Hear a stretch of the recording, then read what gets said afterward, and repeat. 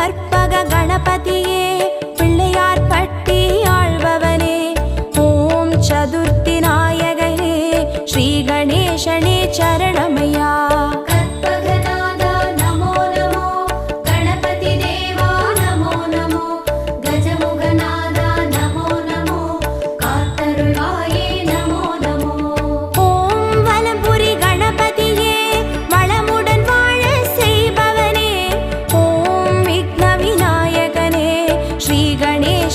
சரணமை